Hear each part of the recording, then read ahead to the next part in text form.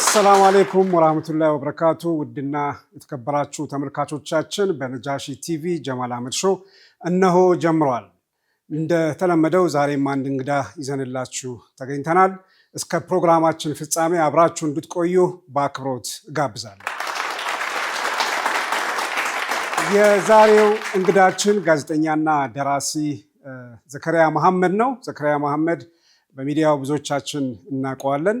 የተለያዩ የድርሰት ስራዎቹን በጋዜጠኝነት ህይወቱም ከብዙዎቻችን ጋር ይተዋወቃል ብለን እንገምታለን። በዛሬው ቆይታችን መካከለኛው ምስራቅ ላይ ትኩረት አድርገን እንቆያለን።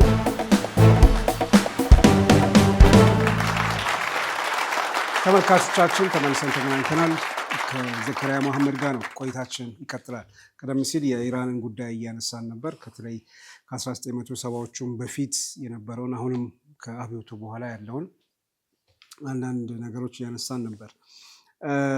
የማዕቀቡ ላይ ትኩረት እናድርግና እንመጣበታለን። የኢራንና የኢራቅ ጦርነት ለዚህን ያህል ጊዜ በማዕቀብ የቆየች ሀገር እንደገና ደግሞ ራሷን በደንብ አጠንክራ የመከላከልና የማጥቃትም አቅም እስከ ማግኘት ደርሳለች እና ማዕቀቡ እንዴት ነበር? እንዴት አፌክት አላደረጋትም? በዚህ ያህል ደረጃ ማዕቀቡ አፌክት አድርጓታል። ነገር ግን አሁን ብዙ ሰዎች አንተም እንደጠየቀው በዚህ ከባድ ማዕቀብ ውስጥ በተለይ ደግሞ ባለፉት 20-30 ዓመታት በጣም ከባድ የሆነ ከዓለም ሀገራት ጋር መነገድ እስከማትችል ድረስ ንግድ የኢምፖርት ኤክስፖርት ንግድን ማድረግ በማትችልበት ደረጃ የስዊፍት ኔትወርክ ውስጥ ወጥታለች፣ አስወጥቷታል። እንግዲህ በዚህ መልኩ የወጡ ሀገራት ጥቂት ናቸው። ኩባ፣ ሰሜን ኮሪያ እና አሁን ደግሞ ሩሲያ ይመስለኛል። እና ከሷ በፊት የወጡት ምናልባት ሰሜን ኮሪያ እና እንትን ይሆናሉ። ኩባ ስዊፍት ዓለም አቀፍ ባንክ ለባንክ የገንዘብ ትራንዛክሽን የሚካሄድበት ነገር ነው። ከሱ ሲስተም ውስጥ ከወጣ ለገዢህ እንትን የምትልበት ገንዘብ ዲጂታሊ ትራንዛክሽን የሚቻልበት መንገድ የለም ማለት ነገር ነው። አስቸጋሪ ነገር ነው። በዚህ ኃይለኛ ማዕቀብ በጣም ተጎድታለች። በዚህ ማዕቀብ ውስጥ ሆና ግን እንዴት ጠንካራ ሆና ወጣች የሚለው የእስላማዊ አብዮት ዘብ ወይም ደግሞ ይሄ አይአርጂሲ የሚባለው የኢራን መንግስት የጥንካሬ አምድ ከሆነው ድርጅት ጋር በጣም ይገናኛል። እሱ እስላማዊ አብዮቱ ድል ከመታ በሁለተኛው ወር ነው የተመሰረተው እንደ አውሮፓ አቆጣጠር በሜይ 5 ማርች 1979 ላይ ነው እንትን የሚለው ሆሜኒ ከተማው ወደ ሀገሩ የገባውና እስላማዊ አብዮቱ ድል ያደረገው የሚባለው ሜይ 5 1979 ነው የተመሰረተው አይአርጂሲ። የዚህ አብዮታዊ ዘብ ነው ለሚባለው እንግዲህ እኛ የአብዮት ጥባቂ እንደምንለው ነገር ማለት ነው። የአብዮታዊ ዘቡ መርህ ወይም መሪ ቃሉ አርማው ላይ ተጽፏል። አሁን ታያታለህ፣ ወርቃማ አርማ አለች፣ የሆነ ጠመንጃ እንደዚህ ያለባት ማለት ነገር ነው። እና እሷ ላይ የቁርአን ቃል አለ። ምንድነው የሚለው? ወአዒዱ ለሁም መስተጣዕቱም ሚን ቁወቲ ይላል። አማርኛው ለነርሱም ይላል ለጠላቶቻችሁ ከማንኛውም ኃይልና ከታጀቡ ፈረሶችም የቻላችሁትን ሁሉ አዘጋጁላቸው ይላል። ራሳችሁን አዘጋጁ ይላል። ለጠላቶቻችሁ ሁሉ ዝግጁ ሁኑ ማለት ነገር ይላል። ይሄንን ቁርአናዊ መርህ አድርጎ አገሩን ለመጠበቅ የተሰራ ሰራዊት ነው። የወታደር ስብስብ አይደለም። የሳይንቲስቶች የኢንጂነሮች ስብስብ ነው አይአርጂሲ ማለት። የምሁራን ስብስብ ነገር ነው። ዝም ብሎ አብዮታዊ ዘብ ምናምን ነገር ስትል ማለት ነው። ሰው ጭንቅላት ውስጥ የሚመጣውን ነገር ደግሞ ወታደሮች፣ ጀነራሎች፣ ኮሎኔሎች ምናምን ነገር ስታይ ወታደር ብቻ ይመጣል አይደለም። እንደዛ አይደለም። በጣም የተማሩ ሰዎች ያሉበት ነገር ነው። በነገራችን ላይ አሁን ያሉት የፖለቲካ መሪዎቹ በጠቅላላ አብዛኛዎቹ አይአርጂሲ ውስጥ የነበሩ ሰዎች ናቸው። አይአርጂሲ ውስጥ የሀገር ወታደር ስትሆን ኦልሞስት ለአይአርጂሲ የመሆን እድል ሰፊ ነገር ነው። ትገባለህ። በተለይ ደግሞ በደንብ የተማርክ ነገር ከሆንክ እና አንድ ይሄ መርህ ያዝልኝ። ይሄ ቁርአናዊ መርህ በኢራን ህገ መንግስት የዚህ የአይአርጂሲ ማንዴት ምንድነው ካልከኝ የእስላማዊ ሪፐብሊኩን አንድነትና ህልውና መጠበቅ ነው። ይሄን የማድረግ ስልጣን አለው ማለት ነገር ነው። ከሱ ውጪ የኢራን ጦር ሰራዊት አለ። ከአይአርጂሲ የተለየ ማለት ነገር ነው። እሱም የሀገሪቱን ሉዓላዊነት የማስከበር የተለመደ ተግባር ያካሂዳል ማለት ነገር ነው። ይሄኛው ግን ዝግጁ የመሆን ከጠላት ሊመጣ የሚችል የውጭ ወረራን ህልውናውን የኢራንን ህልውና ሊፈታተን የሚችል አደጋ ለመመከት ነው የተሰራው። ስለዚህ ኢራን አሜሪካን የመሰለች ጠላት አለቻት። ማዕቀብ ምናምን የሚያደርጉባቸው ፕሮክሲ ወር ልክ ወደ ኋላ እንመጣበታለን እንዳልከው የሳዳም ሁሴን መዘምቱባቸው ያው ያን ሬቮሉሽን ለማክሸፍ ነገር ነው። እና ሌላ ደግሞ በኢራን ውስጥ የውጭ ጉዳይ ጣልቃ በኢራን የውስጥ ጉዳይ ውስጥ የውጭ ኃይሎች ጣልቃ ገብነትን ለመከላከል ሌላ አሁን ብዙ ጊዜ የተደራጀ ወታደራዊ ኃይል ባለበት ሀገር ውስጥ ሁሉ ጊዜ የመፈንቅለ መንግስት ስጋት አለ አይደል? አንድም የተደራጀ የወታደራዊ ኃይል የመፈንቅለ መንግስት ሙከራ እንዳያደርግ ተደርጎ ነው የተሰራው። አይአርጂሲም ራሱ ማለት ነገር ነው። አደረጃጀቱ ማንኛውም መፈንቅለ መንግስት ለማድረግ በቃ ኢራን ውስጥ የሚታሰብ ነገር አይደለም። አይአርጂሲም አለ፣ ጦሩም አለ እዚህ ጋር።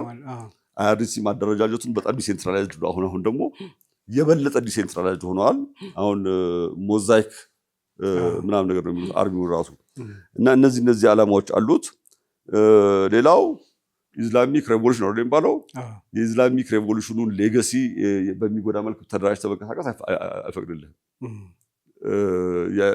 የአይደንቲቲው መገለጫ ነው። በቃ አይተው እንደሆነ በአንድ ሰንደቅ ዓላማቸው መካከሉ ላይ ላኢላሃ ኢለላህን ብለህ ልታነበው የምትችለው አላህን ብለህ ልታነበው የምትችለው አርማ አለ። እንደ አላህም ተደርጎ ይነበባል። ዳሩ ላይ ደግሞ ያለው አላሁ አክበር ነው የሚለው ሞቷቸው ነው እሱ ማለት ነው። እና ፒውርሊ በቃ ኢስላሚክ የሆኑ ቫልዩስ አሏቸው። ቅድም እንዳልኩ በምሁራኑ በደንብ የተገነባ ማለት ነገር ነው። በሊቃውንቱ እነ ጀላል አልአህመድ፣ በነ አሊ ሻሪያቲ፣ በነ ሙርተዛ ሙጣሃሪ እና ያንን ነው እንዳለ ወደ መሬት ያወረዱት። አይአርጂሲ የተቋቋመው ይሄንን ቫልዩ ጭምር ለመጠበቅ ነገር ነው። ስለዚህም ለዛ ነው አርማው ላይ ቁርአን የምታገኘው ማለት ነገር ነው። ይሄንን የቁርአን መርህ ከያዝክ ምንድነው የምታደርገው ማለት ነገር ነው። ጠላቶችን አላቸው የሚባለው አቅም ድረስ ለመድረስ ትሞክራለህ ማለት ነው። በተቻለ መጠን ለጠላቶች ዝግጁ መሆን ማለት ነገር ነው። ስለዚህ ላለፉት 40 ምናምን ዓመታት ማዕቀብ ከመኖሩም ጋር ማዕቀብ መኖሩም ይጠቅማል መሰለህ። ከውጭ ማስመጣት የነበረብህ ነገር ራስን እንድትሰራ ያስገድዳል። ሁለተኛ ደግሞ በጣም የተማረ ማህበረሰብ ነው። በጣም ብሪሊያንት ማህበረሰብ ነው። ከፍ ያለ አይኪው ያላቸው ሰዎች ናቸው በነገራችን ላይ ኢራናውያን በአብዛኛው። እና ትልቁ ነገር የጀላል አልአህመድ አንዱ ትልቁ ደግሞ ትምህርት የረሳሁትን አስታወስከኝ። የሚተቸው ነገር ማለት ነገር በሽታውን ዲያግኖዝ አድርጓል ማለት ይሄ አጋባሽነትን ብሎ የሚተቸው ነገር አለ። የምዕራቡን ዓለም የአውሮፓ ሸቀጥ በጠቅላላ በየመንደሩ እንደ ቁንጫ ቃሉን የሚጠቀሙ እንደ ቁንጫ የተስፋፋውን ይሄ የምዕራብ ሸቀጥ ማራገፊያ ሆነን እኮ የራሳችንን ምርት የማናመርት ከሆነ የራሳችንን ማሽን የማናመርት ከሆነ ማሽንም የምናስመጣ ልብስም የምናስመጣ ቁሳቁስ የምናስመጣ ከሆነ ዋጋ የለንም የሚለው እሱ። ዲፔንደንት ነው የምንሆነው። የራሳችንም አይደንቲቲም አይኖረንም። የራሳችንም የማምረት አቅም ሃንዲካራፍቱን ምናምን ማስፋፋት አንችልም። በውጭ ኢንዱስትሪ አምራቹ ህዝብ በጠቅላላ ይበላል፣ ከዛ ሸማች ይሆናል ይላል። ኮንሱመር ነው ብቻ ነው የምንሆነው ይላል። አንዳንድ ጊዜ እንደዚያ ነገር ሳነብ ወደ ራሳችን መለከታለሁ እና እንደዛ ይሆን ነገር ይመስለኛል አንዳንዱ ጉዳይ ላይ። ይሄ ፊሎዞፊ የት አለ? አይአርጂሲ ውስጥ አለ። ኢምፖርት ከሚያደርጉት መሳሪያ ኢምፖርት ስለማድረግ አይደለም የሚያስቡት፣ ስለመስራት ነው የሚያስቡት። ማንኛውንም መሳሪያ አሁን ኢራን ውስጥ የሚመረት ሚሳኤል፣ ድሮን፣ አየር መቃወሚያ፣ ጸረ ታንክ ምናምን አሁን እኮ ገና ያላየናቸው በጣም ብዙ አሉ።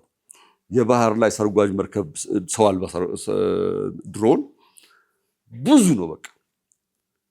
ስለዚህ ከትልቅነቷም ሀገሪቷም ትልቅ ከመሆኗ ጋር ባይዘው 40 አይነት 40 አይነት እንትን ነው እየሞከሩ ያሉት አሁን በእነዚህ ጦርነቶች የአየር መቃወሚያ ሲስተም የአየር ሲስተም። አሁን ሰሞኑን ይሄ ጦርነት ራሱ አሁን መሰለህ አየር መቃወሚያ ትሰራለህ፣ ሲስተሙ ትሰራለህ። ጦርነት ሲኖር ነው አይደለም ጥሩ አጋጣሚ ቴስት የምታደርገው። አንዳንድ መሳሪያዎችን የምትሞክረው ጦርነት ላይ ነው።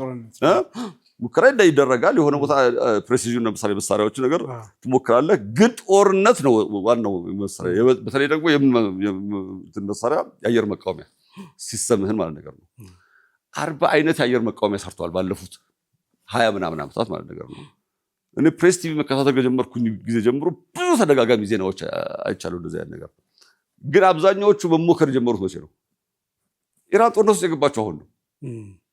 ስለዚህ ባለፉት ሰሞናት ከ12 ቀን ጦርነት ጊዜም የሞከሯቸው አሉ።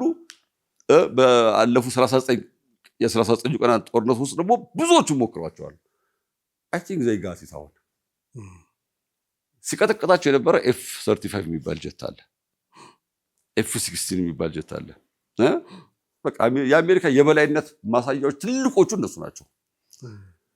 ጀስት ሪሰንትሊ ከጥቂት ቀን በፊት F-35 በሆርሙዝ ሰርጥ ሰማይ ላይ ሊበር ከጀመረ በኋላ ወዲያው ፊቱን አዙሮ 7700 ይሉታል በእነሱ ቋንቋ የአደጋ ምልክት አሳይቶ ወዲያውን ኢመርጀንሲ ላንድ አደረገ። ዲቴክት መደረጉን አውቆት ማለት ነው። F-35 ራዳር የሚያየው እንትን አልነበር። እንግዲህ ከ40ዎቹ የአየር መቃወሚያ ሲስተሞቻቸው በአንዱ F-35ንም አግኝቶታል ማለት ነው። አሁን የኢራኖች ኮንፊደንስ በጣም ጨምሯል በነገራችን ላይ እና ወደ ሌላ ነጥብ እንዳልሄድብህ እንጂ ቅድም ለጠየቀኝ ጥያቄ መልሱ የእሱ ምንድነው የዚህ የቁርአኑ አያ ላይ የተመሰረተ ለጠላት ራስን የማዘጋጀት ሂደት ነገር ነው። ማዕቀቡ የፈጠረው ራስን የመቻል ውጤት ነው። በነገራችን ላይ የጀመሩት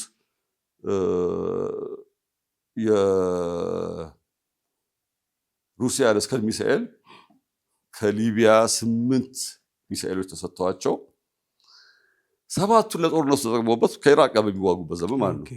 አንዱን ግን አስቀርተው ፈታቱት ማለት ነው ኢራኖች። ፈታቱና ሰጫዋ ማለች ሊቢያ ያኔ በነገራችን ላይ 2 ሀገር ብቻ ነበር የሚደግፋቸው። the whole world የሳዳም ሁሴን ደጋፊ ነበር። the whole world በመካከለኛው ምስራቅ ውስጥ ያሉ ሀገራት ውስጥ ሶሪያና አፍሪካ ውስጥ ሊቢያ እነሱም በተወሰነ ደረጃ ዋይ ለምሳሌ ሶሪያ ሲሄዱ ማለት ነገር ነው እስከ ሚሳኤሉን የሶሪያ እስከ ሚሳኤሎች ከሩሲያ የመጡ ናቸው። ለሶስተኛ ወገን እንዳትሰጥ ገደብ አለባት። ስለዚህ ስልጠና ልሰጥሽ ነው እንጂ የምችለው ሚሳኤል ልሰጥሽ አልችልም ማለቻት። ኦኬ አሉና ወደ ሊቢያ ሄዱ። ጋዳፊ ደግሞ ያው ትንሽ እንደብድም ያደርጋል አንዳንድ ጊዜ 8 እስከ ሚሳኤል ሰጣቸዋለሁኝ ሁለቱን ግን አንዱን ወደ ኩዌት አንዱን ወደ ሳውዲ አንዱን ወደ ኩዌት አንዱን ወደ ሳውዲ ተኩሳላችሁ አላቸው። እሺ አሉና ተቀበሉት። አልተኮሱም። ወደ ኩዌትም ወደ ሳውዲ ምንም አላደርጓቸውም። ሳዳምን ይረዳሉ ኩዌትም ሳውዲም ግን ምንም አላደርጓቸውም፣ አልተኮሱም። 7ቱ ተጠቀሙበት። አንዱን ሪቨርስ ኢንጂነሪንግ ለሪቨርስ ኢንጂነሪንግ ተጠቀሙበት። አስመስሎ ለመስራት ማለት ነገር ሰሩት። ሙኻደም ቴህራኒ ሙኻደም ቴህራኒ ነው ምናምን ስሙ። የ25 ዓመት ወጣት ልጅ የሜካኒካል ኢንጂነሪንግ ብሩቅ ነው። አያቶላ ኮሜኒ የኢራን በአርጂሲ ውስጥ የኢራን የመድፍና የሚሳኤል ዩኒት ሄድ አድርገው ሾሙት። ከዛ በሱ ስር ቲም አደራጅቶ እነዚህ ሚሳኤሎች ከመጡ በኋላ ለስልጠና ሄደ ሶሪያ። 13 ሆነው ነው የሄዱት። 13 ሆነው ሄዱና ሶሪያ ሲደርሱ ልጆች ናቸው ምናምን ነገር 3 ዓመት ይፈጃል ያው ስልጠናው ምናምን አሏቸው። ምን አሏቸው 3 ዓመት እንግዲህ ኃይለኛ ጦርነት የተካሄደ ነው። በነገራችን ላይ 1 ሚሊዮን ህዝብ ያለቀበት ጦርነት ነው። በልጅነታችን ታስታውሳለህ? በቀን ነበር ዜና የምንሰማው። ይሄ ደግሞ በልጅነት ምን አይ ነበር መሰለ ሳዳም ሁሴን የኬሚካል ጦር መሳሪያ ይጠቀም ነበር። ኢራን ኤምባሲ ኦልድ ኤርፖርት ግድግዳ ላይ ግንብ ላይ ይለጠፍ ነበረ በኬሚካል የተቃጠሉ ህጻናት። ብዙ ጊዜ ነው የተመለከትኩት። እዛ ዘመዶች ነበሩ እዛ ወደዛ ሲሄድ ብዙ ጊዜ ነው የተመለከትኩት እንደዚህ አይነት ነገሮች። እና የመርዝ ጋዝም ይጠቀም ነበረ ወታደሮችን የሚያደርቅ እንዲህ እንዳሉ ወታደሮች የደረቁበት ጦርነት ነበረ። በነገራችን ላይ የከተማም ጦርነት ነበረ። ሚሳኤል ይሄ ከራሽያ የሚመጣ ሚሳኤል በጠቅላላ ይተኮስባታል ኢራን። ታንክና መድፍ ነው የነበራት።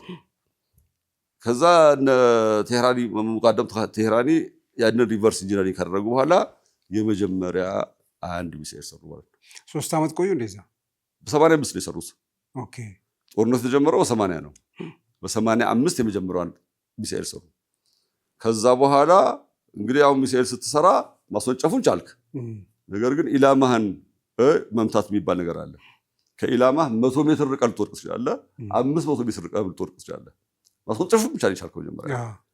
ከዛ በኋላ የት ሄዶ ነው የሚያርፈው ሌላ ጥያቄ ነው። ስለዚህ አሁን ወደ ታርጌት ደግሞ የመቅረብ ጉዳይ እና እስከ ፕሬሲዥን ድረስ ሄዳለ ማለት ነገር ነው። ምንድን ያደረጉት መጀመሪያ ላይ የ300 ኪሎ ሜትር ሚሳኤል የሰሩት 300 ኪሎ ሜትር ከሆነች ቦታ አስወንጭፎ ኪርኩክ የምትባል ቦታ ላይ የተኮሱት። ግን ኢላማቸውን ይምቱ አይምቱ አያሮዱም። ምክንያቱም መጀመሪያ ላይ ስለ ፕሬሲዥን በደንብ እውቀት አልነበራቸውም። ሞጋዳም የት ሄዳል? ኮሪያ፣ ሰሜን ኮሪያም ሄዶ ቻይናም ሄዶ ትምህርትም ሳያገኝ ነገር አይቀርም። ኢንጂነሮቹ በጠቅላላ ይሰበስባል። ሶሪያ ቆየ 3 ዓመት 3 ዓመት ቆዩ ሲባሉ ማለት ነው አትቀልዱ አሏቸው። ያ ጦርነት ላይ ነን፣ ሀገራችን ከባድ ጦርነት ላይ ነች። እንዴትም አድርጋችሁ በ3 ወር ስትሉ የ3 ዓመት ስልጠና አሏቸው። ሌት ተቀብላችሁ በ3 ወር ውስጥ ጨርሰን ወደ ሀገራችን መመለስ አለብን ያሉት። እንደተባለውም ኢንቴንሲቭ በሆነ ሁኔታ በ3 ወር ውስጥ ጨርሱት ስልጠናው፣ የ3 ዓመቱን ስልጠና። ከዛ በኋላ ሀገራቸው ተመለሱ። ላውንቸሩ እንዴት እንደሚሰራ ሚሳኤልም ደግሞ ያችኛውን ፈታተው እንዴት እንደሚሰራ አወቁ። ከዛ አስመስሎ መስራት ጀመሩ ማለት ነገር ነው። በ300 ኪሎ ሜትር ወደ ኪርኩክ በተተኮሰው የጀመሩ።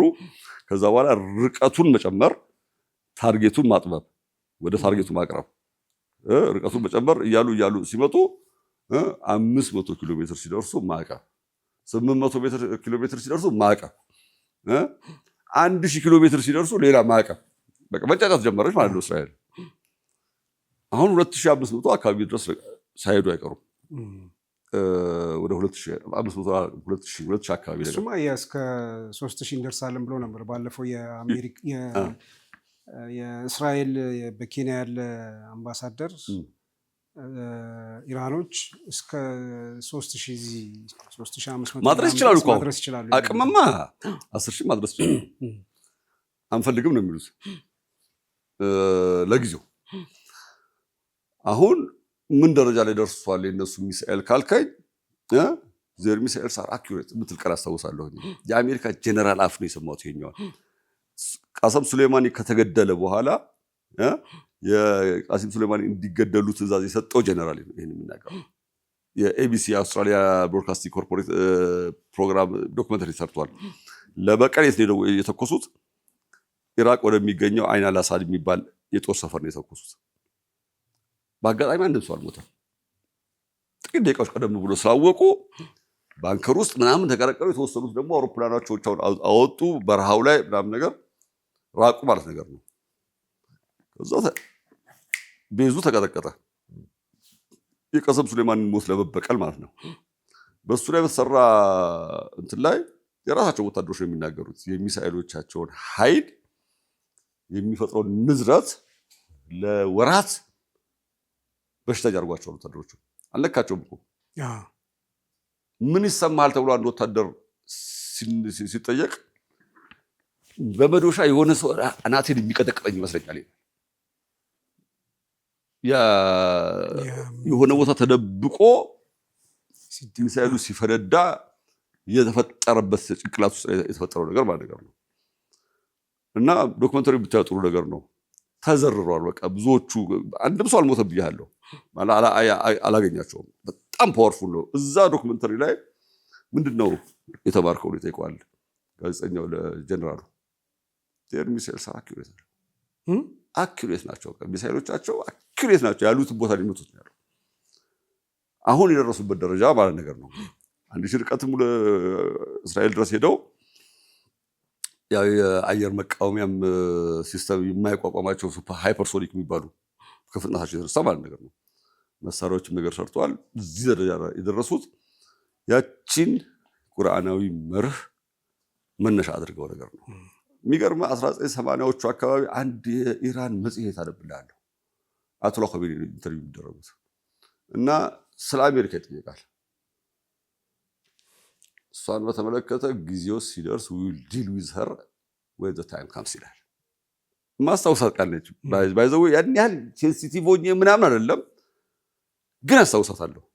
አያቶላ ኾሜኒ በህይወት በነበረበት ጊዜ የሰጠው ቃለ ምልልስ ማለት ነው። ጊዜው ሲደርስ ከእሷ ጋር ዲል እናደርጋለን ይላል። እንጋጠማታለን ማለት ነው። ጊዜው ደረሰ መሰለኝ አላውቅም። አሁን ጊዜው ደርሶም የሚገርሙት እስኪመቱ ነበር የሚጠብቁት። ብዙ ጊዜ ተመተው የሰጧቸው አጸፋ ላይ እንትን ላለማድረግ እስከሌት ላለማድረግ መለስተኛ አጸፋ አይደለም የሰጡት። ለምሳሌ ቅድም እንዳልኩ ኦልሞስት ሲምቦሊክ የሚባል አንዳንዱ ሪኸርስድ እያሉ ሰዎች የሚያሾፉበት አጸፋ ነበር የሚሰጡት። ስለዚህ አንዳንዶች ደግሞ ምን ይሉ ነበረ? ኢራንና እስራኤል ተያዝ ነው የሚሰሩት ምናምን ነገር ይሉ ነበር። እስራኤል ደግሞ ባይችሉ ነው ብላ ታስባለች። አየህ፣ አሜሪካም እንደዛ ነገር ወይም ደግሞ ባይችሉ ነው ደበደበ ሞሳድ። ለእንትናም እንደዛ ብሎ ነገረው ለትራምፕ። ይሄን ወረራ ሲፈጽሙ መሪዎቻቸውን ነገር ሲገድሉ አለቀ። ከዚህ በኋላ ጨዋታ ቀልድ ምናምን ነገር አበቃ ማለት ነው። አያቶላ ኻሜኒን ገድለህ ከዚህ በኋላ ምንም ሪኸርስ የሚደረግ ምናምን ወይም የምትለሳለስበት ጉዳይ አይደለም ማለት ነገር ነው። ዊዝ ፉል ፎርስ መንቀሳቀስ ጀመረች። ስቲል እነሱ የሚሉት ሙሉ አቅማችንን መች ተነካና ነው የሚሉት። ምናልባት አሁን ለምሳሌ በግራውንድ ፎርስ ካውንስል ስላልተዋጉ እኔ አሁን በፕሬስ ቲቪ ላይ አይቻለሁ። ሄደው ማድረግ ላይ ታንክ ላይ ደፍ የሚል ጸረ ታንክ መሳሪያ ማለት ነገር ነው። በጣም ከባድ ታንክን የሚበረቃቀስ መሳሪያ አላቸው። እስከዛሬ ድረስ የእግረኛ ጦር ስላልተዋጉ አይተራው አናውቅም አይደለም። የደረሱበት ደረጃን አሁን አናውቀውም። አሁን ጦርነቱ የደረሰበት ደረጃ ራሱ የሚናገረው ብዙ ነገሮች አሉ። የጥያቄ መልስ እንግዲህ ወአዒዱ ለኩም መስተጣዕቱም ሚን ቁወቲ በሚል ሊመለስ ይችላል ማለት ነው። የኢራን ግጭት ከእስራኤልና ከአሜሪካ ጋር ሆኖ ሳለ ለምን ይሆን በዙሪያው ያሉ ሌሎች ሀገሮችን ለማጥቃት የምትሞክረው? ይሄ በህግም በሎጂክም ብናየው ጥሩ ነገር ነው። አንተ ግቢ ውስጥ ወደ አንድ ሰው ወደ ግቢ ድንጋይ ቢወረውር ለዚህ ሰው ያጸፋ ሰጥ ወዴት ነው የሚወረውረው? ወደዛው ግቢ ወደ አንተው ግቢ ነገር ነው። አንተ ደግሞ ጭራሽ ጋሻ ደግሞ ይዘህ ከግቢ ላይ ከቆምክ ደግሞ ቢያንስ ጋሻ መምታት አለብኝ። በሎጂክ ስናወራው ማለት ነገር ነው። በዓለም አቀፍ ህግ ግን አንድ አገር በሌላ አገር ላይ በሁለተኛ አገር ላይ ሆኖ ሶስተኛ አገር ላይ ጥቃት ሲፈጽም የመጀመሪያው አገር ማለት ጥቃት ፈጻሚው አካልን ያስጠጋው አገር ወራሪ ነው በዩኤን ህግ መሰረት። ወረራውን የመፈጸሙ አካል ተደርጎ የሚወሰደው በህግ ነው የምልህ። ይሄ በዓለም አቀፍ ህግ አሁን ለምሳሌ ከኳታር ሆና የኳታር የአየር ቤዝ የአሜሪካ የአየር ቤዝ ያለው ኳታር ውስጥ ነው አይደለም? ከዛ ሆኖ የጦር ጀት ተነስቶ እንትና ኢራንን ከደበደበ ኳታር የወረራው ተባባሪ ነች ማለት ነው። ስለዚህ አጸፋው ላይ እንደ ወራሪ ስለምትቆጠር ማለት ነገር ነው። ለወረራ በሚሰጠው አጸፋ ኳታር መመታቱ አይቀርም ማለት ነገር ነው። የአየር ቤዙ የአየር ኃይል ማረፊያው ይመታል። ሌላም ሴንሲቲቭ ነው የምትለውን ወታደራዊ ታርጌት ልትመታ ትችላለች ማለት ነገር ነው። የወረራው አካል ነች። ለምሳሌ ኳታር፣ ባህሬን፣ ኤምሬት፣ ኩዌት ውስጥ የአሜሪካ የጦር ሰፈሮች አሉ። እነዚህ ሁሉ የወረራው አካል ናቸው። ሳውዲ ውስጥ የአሜሪካ የጦር ሰፈሮች አሉ። እነዚህ ሁሉ ኢራን ወረዋታል። በዓለም አቀፍ ሕግ መሰረት ነው። የአየር ክልላቸው ሰጥተው የጦር ሰፈር ጥቅም ላይ እስካዋለች ድረስ አሜሪካ እስራኤል በአየር ክልላቸው እስካለፈች ድረስ እስከፈቀዱ ድረስ የወረራው ተካፋይ ናቸው። በዓለም አቀፍ ሕግ ነው የምልህ። ላዩን ለአሜሪካ የአየር ክልላችን አንፈቅድም ምናምን ነገር ይበሉ እንጂ they were willing በብዙ መረጃዎች የሚጠቁሙት የኢራን መደብደብ የሚፈልጉት እንደሆነ ነገር ነው። ለምን ፈለጉ ነው? አይሮን ግን ምንድነው የሚያስቡት? አሜሪካና እስራኤል ተባብረው ኢራንን ሲደበድቡ ያንን ሬጂም ያጠፉታል ብለው ያስባሉ። ኢራን በእስላማዊ አብዮት በህዝባዊ አብዮት የተመሰረተ መንግስት ነው ያለው እዛ ጋር። በአብዮቱ ማግስት ወዲያው ኢሚዲየትሊ ምናምን በነበሩበት ጊዜያት በጣም ከባድ ስጋት ነው የገባቸው የአረብ ነገስታቱ እዛ አካባቢ ያሉት። እነሱ የተመሰረቱበት የተዋቀሩበት መንገድ ሌላ ነገር ነው እና ህዝባዊ አብዮት ተነስቶ ስልጣናቸው እንዳይጋፋቸው ነገር ይፈልጋሉ። ህዝብ ኢምፓወርድ እንዲሆን ነገርም ስለማይፈልጉ ነገር ማለት ነው። በመጀመሪያዎቹ ዓመታት ጊዜ ደግሞ የሆሜኒ ንግግር ውስጥ ሙስሊሙ ዓለም የኢምፔሪያሊስቶች ወይም የውጭ ኃይሎች አሻንጉሊት የሆኑ ፓፔት የሚለውን የተጠቀሙ ይመስለኛል እና የሆኑ መንግስታትን ነቅለው እሴቶቻቸውን እነሱን ራሳቸውን የሚመስል እሴቶቻቸውን የሚጠብቁበት መንግስት ሊያቋቁሙ ይገባል የሚል ንግግሮች ያደርግ ነበረ። ስለዚህ ስጋት ነበረች ማለት ነገር ነው። ያ ነገር ግን በሂደት የተለወጠ ይመስለኛል። እንደዛ አይነት እንትኑም የቀነሰ ይመስለኛል። ዞሮ ዞሮ ጥቃቱ የሚፈጸምባቸው እነዚህ ሀገራት የወረራው ተሳታፊ በመሆናቸው ጭምር ነገር ነው። የዩናይትድ ኔሽንስ የጀነራል አሴምብሊ አንድ እንትን አለ በአግሬሽን ዲፋይን የሚያደርግበት ወረራን ዲፋይን ያደርጋል እና እሷ ዶክመንት ላይ ባሳይህ ዴፊኒሽን ኦፍ አግሬሽን ነው የሚለው። ዴፊኒሽን ኦፍ አግሬሽን ይልና ጀነራል አሴምብሊ እንዲህ በመሆኑ ይደረደርና አንቀጽ 3 ጋር ABCDEF ላይ ይመጣል ማለት ነው።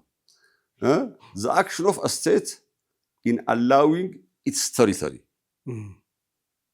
which it has placed at the disposal of another state to be used by that other state for perpetrating an act of aggression against a third state. This is aggression. ጥሩ ግን የኔ ምንድነው እነዚህ ሀገራት በመፍቀዳቸው ተመቱ። ለምን ፈቀዱ? ምናልባት ከእስራኤልና ከአሜሪካ ጋር ባላቸው ግንኙነትና ግን በዛ አካባቢ በርካታ የመካከለኛው ምስራቅ ሀገራት ኢራንን በጠላትነት የተመለከቱበት ሁኔታ ለምንድን ነው? እኔ እውነት ለመናገር እንደ ስጋት የሚያዩት ባይዘው አንድ ጊዜ አንድ መድረክ ላይ መሐመድ ቢን ሰልማን ይህ አካባቢ ችግር መፈጠር የጀመረው ከ1979 ጀምሮ ነው ብሎ ሲናገር ሰምቻለሁ። የኢስላሚክ ሬቮሉሽን ስጋት ፈጥሮባቸዋል ማለት ነገር ነው። ይሄንን ከሳዑዲ ጋር ግንኙነታቸው ከማደሳቸው በፊት ነው፣ ጥቂት ወራት በፊት የተናገረው። በኋላ ላይ በቻይና አደራዳሪነት ግንኙነታቸው የዲፕሎማሲያዊ ግንኙነታቸውን አድሰዋል። ይሄን የተናገረው የ2030 ምናምን ፕሮጀክት አለ እሱ ከሱ ጋር በተገናኘ የሆነ መድረክ ላይ ይመስለኛል። ይሄንን ነገር እኔ አሁን ሳወራው ማለት ነገር ነው የነዚህ መንግስታትን አሰራር ማወቅ ያስፈልጋል። የተሰሩበት ስርዓታቸው ማለት ነው። የመካከለኛው ምስራቅ በጠቅላላ ችግሮችን ወደኋላ መለስ ብሎ ነገር ማሰብ ይፈልጋል። ከኦቶማን ቱርክ መፍረስ በኋላ ነው እነዚህ የመካከለኛው ምስራቅ ቅርጽ እንደዚህ የተቀየረው። በኦቶማን በሱልጣኔት ዘመን የአንድ ኢምፓየር አካል የነበሩ ሀገራት ናቸው። እንግዲህ ምንድነው በስሪታቸው ከነዚህ እነሱ ከተሰሩበት ትንሽ ለየት ያለች ሀገር ነች ኢራን። ሌላ በፖፑሌሽን ደረጃ ይሄኛው በአብዛኛው 90% ሺያ ነው። ሌሎቹ ጋር አንዳንዱ ጋር 70%፣ አንዳንዱ ጋር 60% ይለያያሉ ናቸው የፖፑሌሽናቸው። ኢራቅ ላይ ለምሳሌ እንደዚህ 60-40 ነው ይባላል። ባህሬን ላይ ሺያው 70% ነው ይባላል ወይም ደግሞ አንዳንዶች 60-40 ነው ይላሉ። ግን የሺኢዝም የምናምን ነገር የማስፋፋት ነገር አሁን ብዙ ጉዳይ አይደለም፣ ኢሹ አይደለም። ነገር ግን ምንድነው ከእንግሊዝ በኋላም የመጣቸው አሜሪካ ለነዚህ ሀገራት የደህንነት ዋስትና ሰጥታ ነው የመጣቸው ጦር ሰፈር ተስታቋቁም they were relying on በነዛ እንትን ላይ ማለት ነገር ነው። እና የሆነ ጦርነት በግልጽ የሚነሳ ከሆነ ማለት ነገር ነው በነዛ ጠንሳሽነት በእስራኤል ጠንሳሽነት ቢነሳ ኢራን ልትመታና ልትዳከም አድዋ ሊፈርስ ይችላል ስጋት አትሆንም ብለው ያስባሉ። ግን መቼም ቅድም የጠየቀኝ ጥያቄ በትክክል ልመልሰው አልችልም። አሁን ለምሳሌ ለምንድን ነው የማልችለው? ስጋት ነች ብዬ ስለማላስብ። በጣም ሀሳብ ገብተዋል። እንመለሳለን። ከዚህ ጋር ተያይዞ ምናልባት አብርሃም ስምምነት ጋር የተገናኙ ነገሮችን ማንሳት የሚገባን ይመስለኛል። እና ተመልካቾቻችን እየተከታተላችሁ ያላችሁት የጀማል አህመድ ሾውን በነጃሺ ቲቪ ነው። ቆይታችን ከዘከሪያ መሐመድ ጋር ነው። ከአፍታ እረፍት በኋላ ተመልሰን እንገናኛለን። የትም ሳትርቁ ጠብቁን።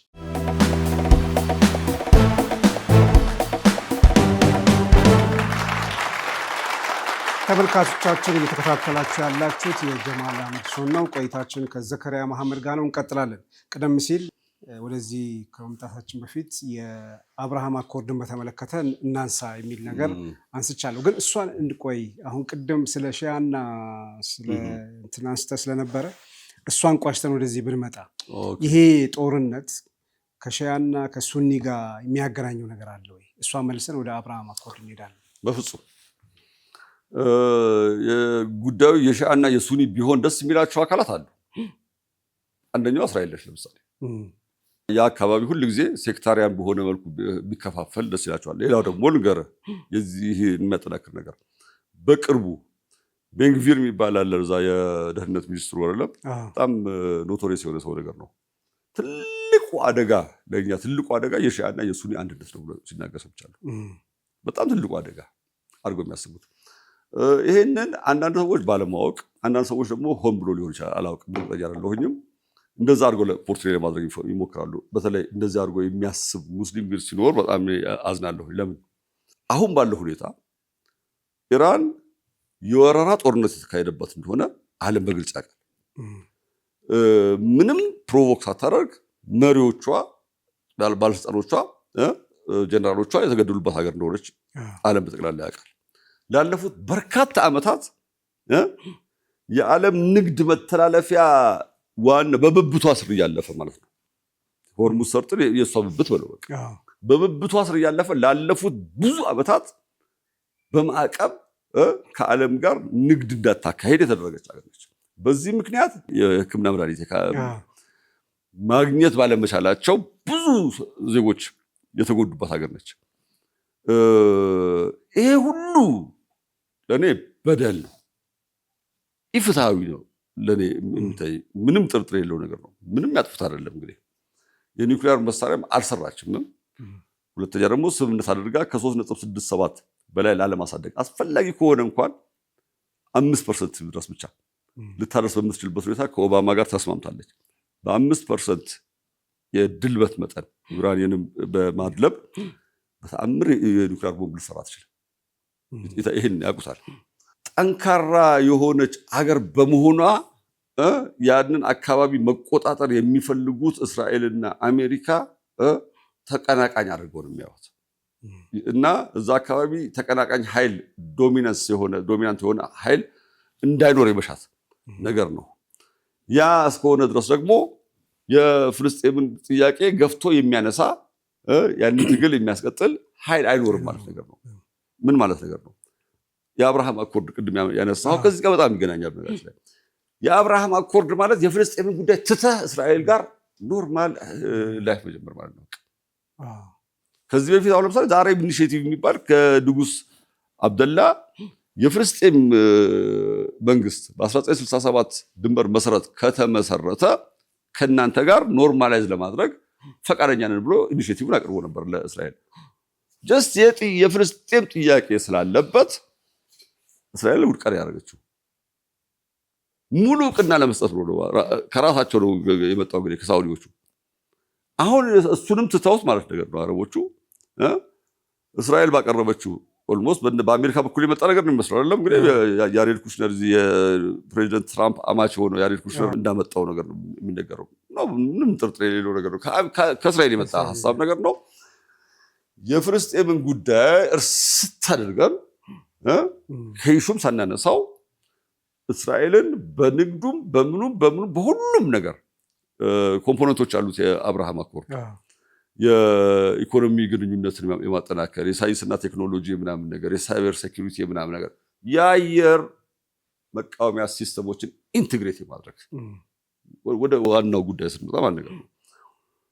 የአብርሃም አኮርድን አንድ ሀገር ፈረመ ማለት ለምሳሌ አብዛኞቹ የገልፍ ሀገራት አሉ እዛ ጋር አጠገባቸው ያለችው ትልቋ ኢራን ነች። ከኦማን እስከ ኩዌት ድረስ እንደዚህ የተደረደሩት የገልፍ ሀገራት ናቸው፣ ጂሲሲ ውስጥ ያሉት ሀገራት። እነዚህ ሀገራት በጠቅላላ የአብርሃም አኮርድን ከፈረሙ የአየር መቃወሚያ ሲስተማቸውን ከእስራኤል ጋር ኢንተግሬት ያደርጋሉ። ኦልሞስት አብዛኛዎቹ ሳያደርጉት የሚቀርቡ አይመስለኝም እውነት ለመናገር። ስለዚህ የኢራን ሚሳኤል ገና ሲነሳ መጀመሪያ ዲቴክት የሚደረገው እዚህ ጋር ነው። አውቶማቲካሊ እስራኤል ጋር መልእክት ይደርሳል ማለት ነገር ነው። ይሄ ኢንቴግሬት የማድረጉ ነገር የአብርሃም አኮርድ አንዱ አካል ነገር ነው። ስለዚህ ጸረ ኢራን እንቅስቃሴ ነው ማለት ነው። ዓላማው ንግድም አለበት፣ ኢኮኖሚያዊ ግን ዋና ዓላማው ከጀርባ ያለው ዓላማ አሁን ለምሳሌ ትልልቅ የስለላ ተቋማት አሉ፣ የሞሳድ የኤሲአይ ምናምን የት ናቸው ያሉት? ኤምሬት ውስጥ በብዛት አሉ። አሁን ኤምሬት በጣም ብዙ ተመታለች ይባላል። እውነት ለመናገር ኃይለኛ የእስራኤልም የአሜሪካን የአየር መቃወሚያዎች ነገር ስላሉ ተተኩስና እንትን አስጨርሰህ የአየር መቃወሚያ ኢንተርሴፕተር አስፈጅተህ ከዛ በኋላ ነው የምትመታው። ሀሳብ ገብተዋል። ስለዚህ ሁሉ አርፏል ማለት ነገር ላይሆን ይችላል። ምን ያህሉ በአየር መቃወሚያ እንደተመታ ነገር እንደተመለሰ አናውቅም። ነገር ግን ምንድን ነው የተመታው?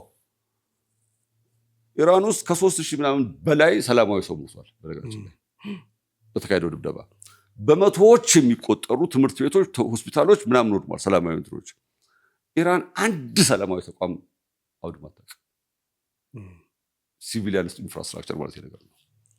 ትምህርት ቤት፣ ሆስፒታል። እንዲያውም አንዳንድ ጊዜ ከወንድሜ ጋር ስንነጋገር ማለት ነው ሆስፒታል ሲመታበት ለምን አንዱን ሆስፒታል መታ ወይም ደግሞ ሆስፒታል በአጸፋው ስለምመታ እንድትለቁ ብላ አሳውቃ ለምን ህንፃ አታፈርሰውም?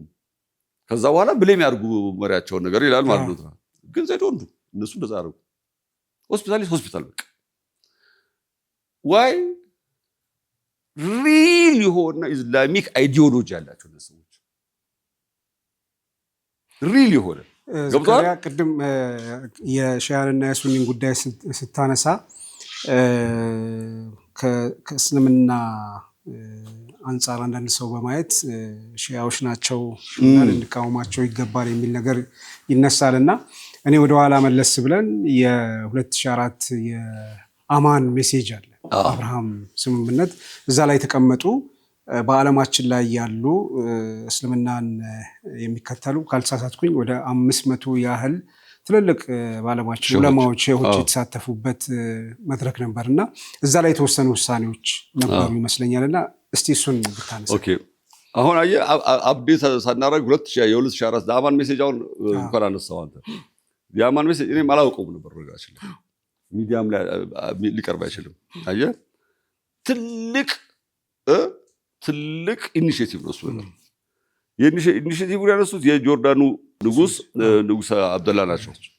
ምንድን ያደረጉት ዌብሳይቱ ላይ እንዳለው ማለት ነገር ነው ለተለያዩ ታዋቂ ዓሊሞች ማለት ነገር ነው።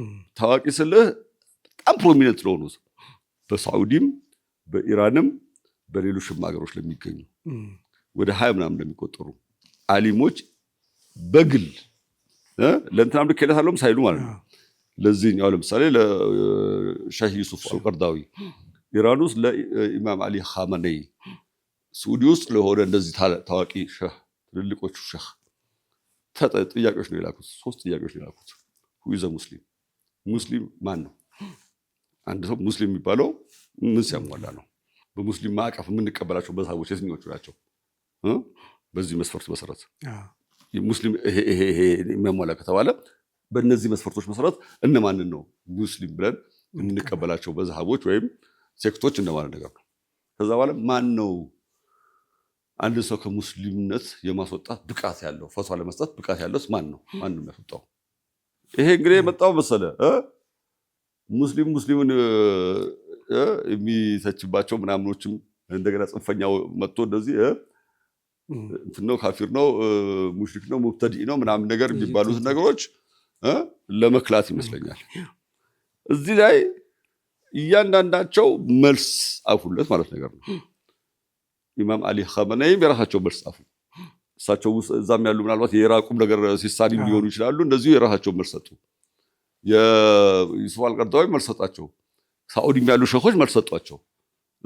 በጣም ዋይዝ የሆነ ነገር ንጉስ የሰሩት የሁሉም መልስ ተመሳሳይ ነው። ቤዚክ በሆነ ሁኔታ እስላምን በደንብ ተመሳሳይ በሆነ ሁኔታ ዲፋይን አድርገውታል። በዛ ውስጥ ባቀፍ ውስጥ የሚገቡትን ሙስሊሞች ሁሉ በተመሳሳይ ሁኔታ ዲፋይን አድርገዋል። ማን ነው መብት ያለው የሚለውን ዲፋይን አድርገዋል። ፈትዋ ለመስጠትና ከላይ ሙስሊም አይደለም ሙስሊም ነው ምናምን ነገር ለማለት ሰበሰባቸው። ጉባኤ ጠራና ማለት ነገር ነው። ይህንኑ ነገራቸውና የአቋም መግለጫ ነገር ወጣ ማለት ነው።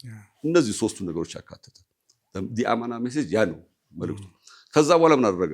ሌሎች ኮንፈረንሶች እየጠራ ከተለያዩ ዓለሞች ያመጣል። በዚህ ጉዳይ ላይ ዲስከሽኖች ይካሄዳሉ። ያንን ሬዞሉሽን አንዳንዶቹ ትንሽ ማስተካከያ ይህችን ነገር በተጨመረበት ብላ ከሚል ነገር በስተቀረ እንዳለ ያን ነገር ሲፈርሙ ሌላ ኮንፈረንስ ይካሄዳል፣ ዲስከሽኑ ይካሄዳል። በዚህ ላይ ስምምነት የደረሱ ከዓለም አገራት ከ80 ምናምን በላይ አገራት ሙስሊም አገራት አሉ የሚባሉ ሸኾች እዛ አይነት መድረክ ላይ መጥተው ዲአማና ሜሴጅን ኢንዶርስ አድርገዋል፣ ፈርመውበታል። 500 ምናምን ሰዎች ማለት ነው።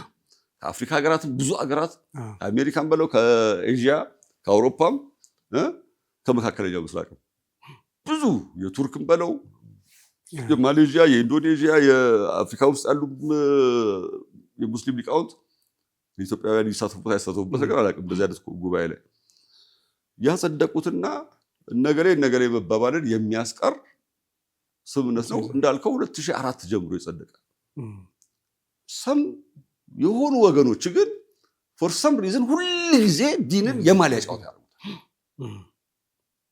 ምን እንደሆነ አይገባኝም። እስልምና አንድነትን የሚሰብክ ትምህርት ነው። ልዩነት ደግሞ በጣም ኮምፕሮማይዝ የሚያደርግ በልዩነት ውስጥ አብሮ መኖርን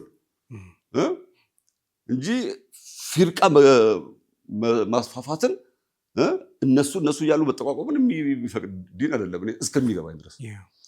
ይሄን ግን ስራ ያደረጉ ሰዎች አሉ፣ እንጀራ ያደረጉ ሰዎች አሉ። አይም ሶሪ ይሄ ካልሆነ በስተቀር እንጀራው ካልሆነ በስተቀር አንድ ሰው ሁሉ ቀን ጣት እየቀሰረ ሙስሊም ላይ ጣት እየቀሰረ የሚኖርበት ምክንያት አይገባኝም።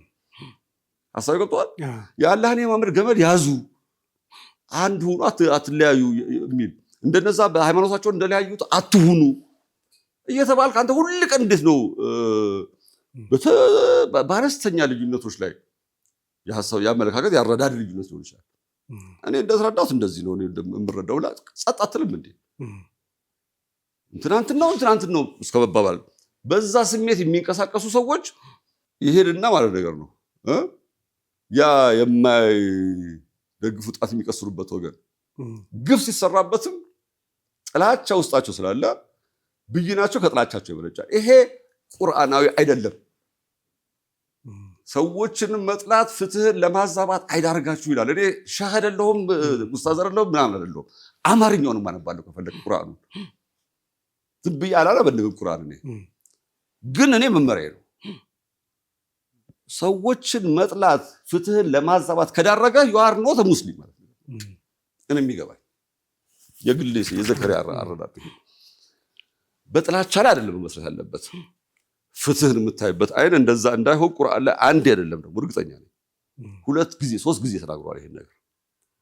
ኢቭን እነዛንም ያባረሯችሁን ጣዖታውያን በነበራችሁ ጥላቻ ላይ ተመስራችሁ እነሱ ላይ ፍትህ እንዳታዛቡ የሚል ቁርአን አንቀጽ እንዳለ አውቃለሁ። ማለት የቁርአን አንቀጽ ነው በአረብኛ ምናምን ማነብነብ አያስፈልግም። ሐቁ ግልጽ ነገር ለተበደለ ለመቆም እስኪሳነ ድረስ ይሄ የማሊያ ፍቅር እንትን ካለ ራስን መመርመር ነው። ወላሂ አላህ ፊት ሁላችንም ማለት ስለ ማሊያ ከመቆርቆር በላይ ትልልቅ አንድነትን የሚሰብኩ አንቀጾች አሉ። ትልልቅ እነሱ አይበልጡም እንዴ? ፈርደለሉም እንዴ እነሱ ነገሮች? እና ከዚያ አኳያ የተሳሳቱ አመለካከቶች አሉ። ሺኢዝም ምንድነው? እዛ እንትኖቹ ሺኢዝምና ሱኒዝም ምናምን ቢኖር ሊቃውንት ይነጋገሩ አደባባይ ላይ ወጣ እነሱ እንዲህ ናቸው በጣም የማይጠቅም አይሮን እንጀራው ለሆነ ሰው እንጀራው ነው። እሺ ምንም ማድረግ አይቻልም። ጥሩ። ይህን ጉዳይ እንግዲህ ያነሳሁት ያው አሁን በዚህ ጉዳይ ላይ የተለያዩ ወገኖች በጣም ሲሟገቱበት ዋነኛ አጀንዳ ስላደረጉት ነው ያነሳሁት። ወደ መካከለኛው ምስራቅ አሁን የምንመለስና በዚህ የኢራን ጦርነትን አስመልክቶ